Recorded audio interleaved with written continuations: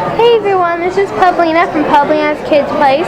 I'm on location at Oceanside Country Club in Ormond Beach, and I'm here with Pulitzer Prize winning columnist Ellen Goodman. Hello. Hello. How are you? I'm well, despite the rain. Yes.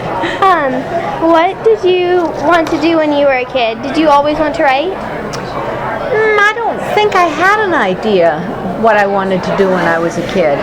I don't think I really thought about it until I was through college. And I know a lot of people, they want to be journalists when they're young, and they, write newspapers in their basement and deliver them in their neighborhood and stuff like that. But I absolutely didn't have a clue what I wanted to do until I was out of college and needed to start work. Okay.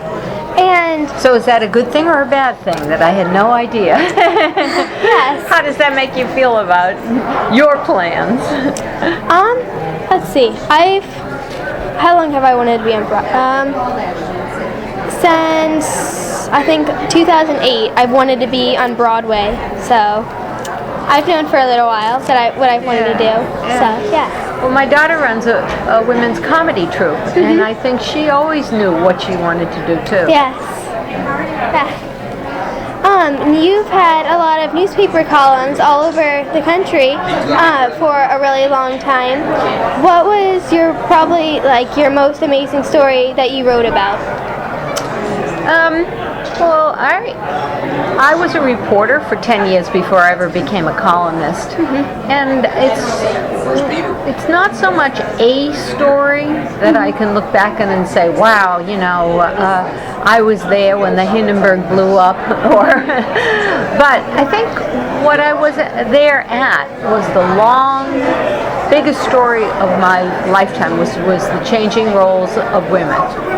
So I covered that, week after week, year after year, to see how women's lives changed from the time I was, young to how many more opportunities your generation has now than my generation had when we were your age. Yes, okay.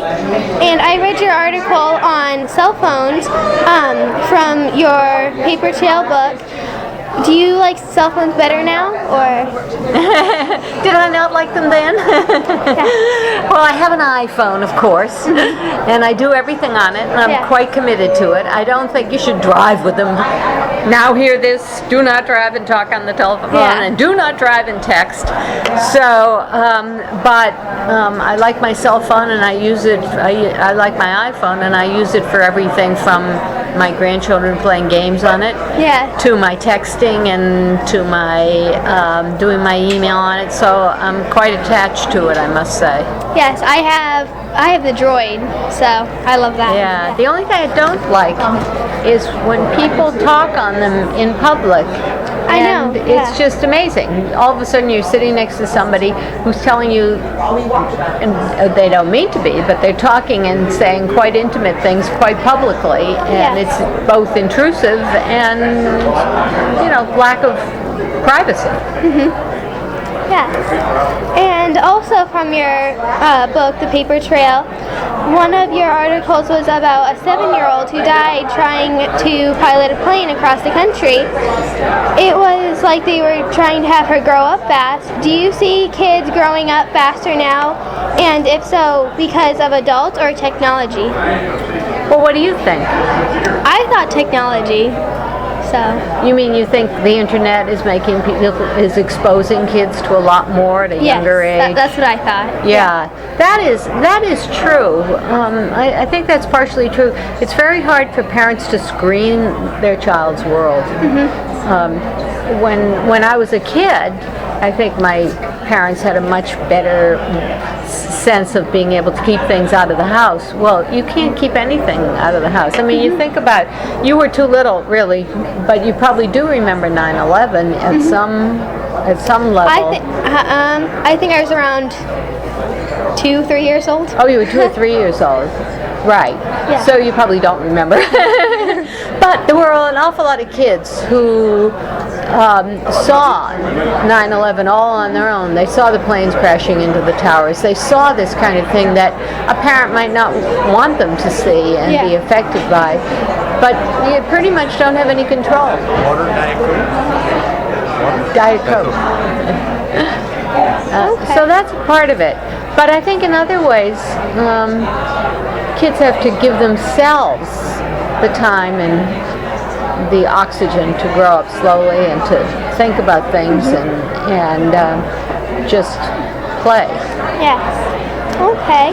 And is there a story that you wrote that is still feeling strong or impacted by? I think there are many pieces I write sometimes about personal things that happen, and those affected me, you know, all the way from, you know, people I was close to dying to bioethics questions. And so I've written about all of those, but I think when you write about something that's personal, it's probably affects you the most. Yes. Okay. And what do you like best about being a writer, and what do you like the least? The least? Deadlines. Yeah. And the most, the chance to think something through, to put aside the piece of paper and to think through what your own belief is about an issue. Say something's happening at school. And often writing about something at school is harder than writing about something that's happening in Washington, because you're affecting all your other classmates and they're all going to react. But to say something's happening at school and I think I'm going to really talk to people, see what's really happening, and then think through and have the courage to tell people what I think about it. Because sometimes it does require courage, because you're putting yourself out on the line. You're making yourself sometimes a target. Yeah. And you react to that one. So you've been there. So sometimes you're making yourself a target, and people are not going to like what you say. It's a good way to become more courageous. Yes, that's good. And if you met a kid that wanted to write for a newspaper, what would you say for them to do? Well, write for newspapers, but also newspapers are not in good shape. So be sure that you can write for newspapers, write for the internet, write for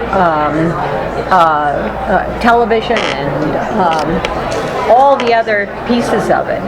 And sometimes those are different styles of writing, but to experiment with it and to listen to your own voice in your ear. One of the things that you have to do is feel comfortable with your own style of writing, and one of the ways to do that is to read what you've written out loud and say, does that sound like me? Yes. Or does it sound like, you know, a term paper? So the more you can encourage your own voice, the better a writer you will be. Okay, good. Well, thank you for talking to me. My pleasure. Good luck to you.